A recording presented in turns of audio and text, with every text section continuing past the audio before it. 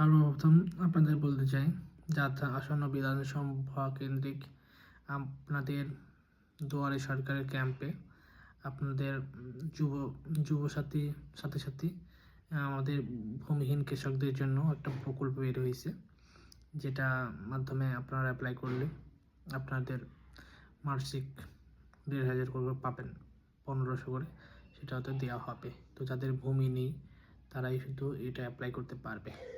তো অ্যাপ্লাই করার জন্য কিছু ডকুমেন্ট সাথে রাখতে হবে: Aadhaar card, voter card, PAN card আর পাসবইয়ের একটা ফটো। এগুলো দিলেই আপাতত হয়ে যাবে। তো ফর্মটা আপনারা আপনাদের দুয়ারে সরকার ক্যাম্প থেকে নিয়ে জাস্ট ফিল আপ করে জমা দিলেই হয়ে যাবে। তো জমা কীভাবে ফর্মটা কীভাবে ফিল আপ করবেন সেই ব্যাপারে আমি বলি। তো সবার আগে ফর্মটা এইভাবে থাকবে, 3টি পাতার ফর্ম থাকবে, দ্বিতীয় অংশ এবং এটা লাস্ট অংশ, তৃতীয় অংশ। তো সাধারণত আমাদের ফর্মটা ফিল আপ করার জন্য দেখে নিতে হবে যে ফর্মে আসলে কী লিখেছে। তো একটা প্রথমে আপনাদের থাকবে পার্সোনাল ডিটেলস। তো পার্সোনাল ডিটেলস থাকবে, পার্সোনাল ডিটেলসে ব্যক্তিগত তথ্য, মানে যেখানে আপনার নাম লিখতে হবে। নামটা ক্যাপিটাল এটা লিখলে খুব ভালো হয়, তো ক্যাপিটাল নাম্বারে লিখবেন। তারপর রেশনাল অ্যাড্রেস, বাসস্থানের ঠিকানা, যেখানে আপনাদের নাম উল্লেখ থাকবে যে গ্রাম, গ্রাম panchayat, post office, block, police station মানে থানা, জেলা আর পিনকোড। এগুলো আপনাদের অ্যাড্রেস ভিত্তিক মানে বাসস্থানের একটা, ওগুলো আপনারা আপনাদের মতো লিখে দেবেন যার মতো। তারপরে হাজব্যান্ড বা ফাদার মানে পিতা বা স্বামীর নাম যে কোনো একজনের, আপনারা যদি মেয়ে হন বা ছেলে, যার যেমন আছে সেটা ব্যবহার করতে পারে। হয়তো সাধারণত মেয়েরা যদি এটা প্রকল্পটা নিতে চায় তো তাদের স্বামীর নাম ব্যবহার করবে। আর কোনো কোনো পুরুষ যদি এটা নির্দিষ্ট প্রকল্প নিতে চায় তারা তাদের বাবার নাম ব্যবহার করতে পারে। তো তারপর থাকবে ডেট অফ বার্থ, জন্ম তারিখটা দিন, মাস বা ইয়ার সেইভাবে লিখতে হবে। তো 2026 সালে তাদের এজটা কত হচ্ছে সেইভাবে তাদের এজটাও লিখে দিতে হবে। তারপরে আপনাদের লিঙ্গতে আপনার পুরুষ মহিলা বা যে যেমন হবে তার সেখানে একটা এই যে বক্স আছে সেখানে একটা টিক মার্ক দেবেন। তারপরে আপনাদের কাস্ট মানে শ্রেণী আপনাদের যদি কেউ জেনারেল, তফসিলি যেতে হলে তফসিলি বা যার যেমন শ্রেণী সেখানে একটা টিক মারবে। তারপরে আপনাদের আসবে মোবাইল নাম্বার, ব্যাঙ্ক অ্যাকাউন্টের সাথে যুক্ত। এইটা অনেক গুরুত্বপূর্ণ একটা বিষয়, কারণ যেটা আপনাদের আধার কার্ডের সাথে লিঙ্ক আছে, যে মোবাইল নাম্বারটা বা যে নাম্বারটা দিয়ে আপনার ব্যাংকের সাথে লিঙ্ক আছে সেই নাম্বারটা আপনারা এখানে ব্যবহার করবেন, মোবাইল নাম্বার, ঠিক আছে। তো তারপরে আপনাদের আসবে আধার কার্ড নাম্বার, মানে আধার কার্ড নাম্বার অবশ্যই করে এটা দিতেই হবে। তো আপনাদের আধার কার্ডের যার যেমন নাম্বার সেটা ব্যবহার করবে।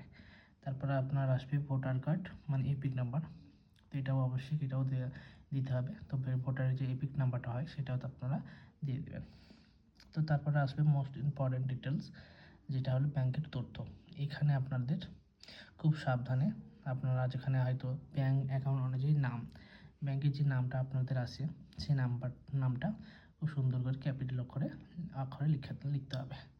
তো তারপর অ্যাকাউন্ট নাম্বারটা লিখতে হবে। তারপর আপনাদের আসবে আইএফএসসি কোড, হয়তো এটা প্রতিটি পাসবইই থাকবে আইএফএসসি কোড, তো এই আইএফএসসি কোডটা এখানে লিখতে হবে। তারপর আপনাদের হয়তো ব্যাংক নেম মানে ব্যাংকের নাম, এই নামটা লিখতে হবে। তারপর আছে ব্রাঞ্চ নেম মানে শাখা, হয়তো যেখানকার একটা শাখা মানে সেই নামটাও লিখতে হবে। তো তারপর লাগবে অ্যাকাউন্ট টাইপ, কারো যদি সেভিং অ্যাকাউন্ট হয় বা কারোর কারেন্ট অ্যাকাউন্ট হয়, যার যেমন করে সেখানে এখানে টিক মার্ক দেবে।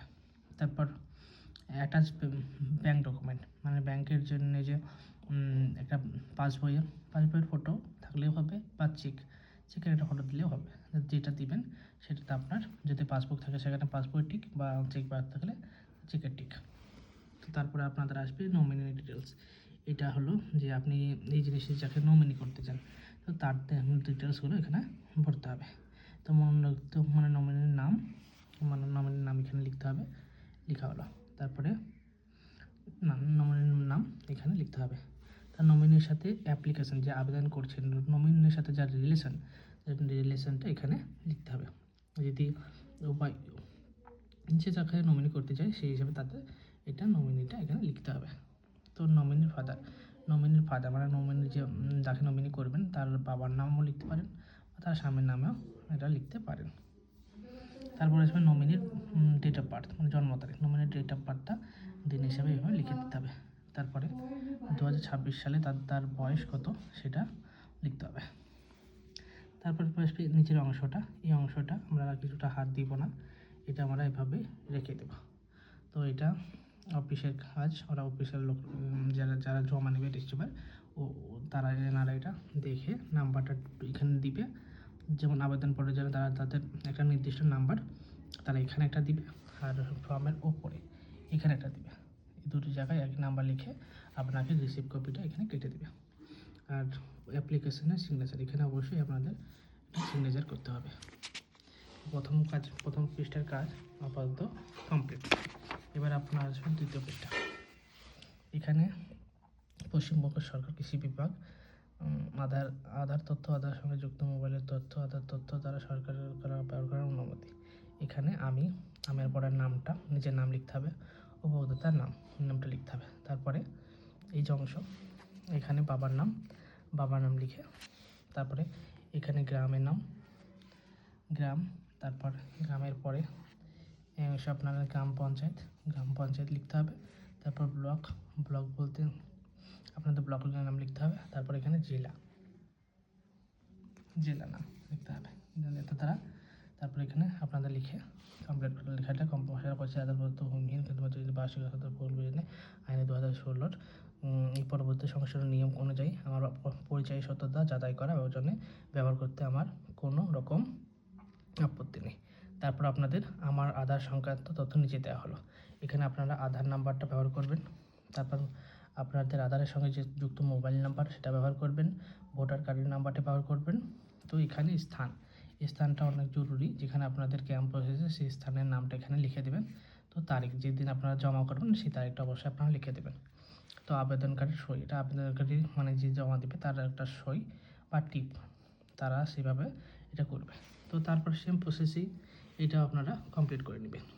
এখানে আবেদনকারীর সই এটা লিখে দেবেন বা এখানে আপনাদের স্থান ও তারিখটা লিখে দেবেন। কিন্তু এখানে একটা কথা হলো, রাজ্য সরকারের নিম্নলিখিত প্রকল্পের একজন সুবিধাভোগী এটা যদি আপনারা কারোর যদি কৃষক বন্ধু চলতে থাকে তারা সেটা লিখবে। কিন্তু যদি কারোর লক্ষ্মী ভাণ্ডার বা কৃষক বন্ধু থেকে থাকে তাহলে কিন্তু এই জিনিসটা আপনার সুযোগ সুবিধাটা আপনারা কিন্তু পাবেন না। তো তারপর এখানে আছে চেক লিস্ট, মানে এটা আপনার যে এই ফর্মটার সাথে যেগুলো আপনি যে ডকুমেন্টগুলো আপনি দিতে চান সেগুলো আপনাদের সাথে দিতে হবে। যদি আপনাদের যদি ভোটার কার্ড থাকে তো ভোটার কার্ডটা আপনাদের এখানে টিক মারবেন, ভোটার কার্ডটা সঙ্গে নেবেন জেরক্সগুলো।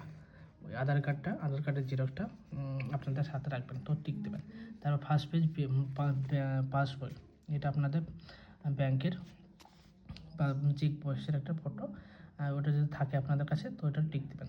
মোবাইল নাম্বার ব্যাংকের সাথে সংযুক্ত মোবাইল নাম্বার, আপনারা যদি ব্যাংকের সাথে যে নাম্বারটা যুক্ত আছে সেটা যদি আপনাদের থেকে থাকে তাহলে এটাতে আপনারা টিক দেবেন।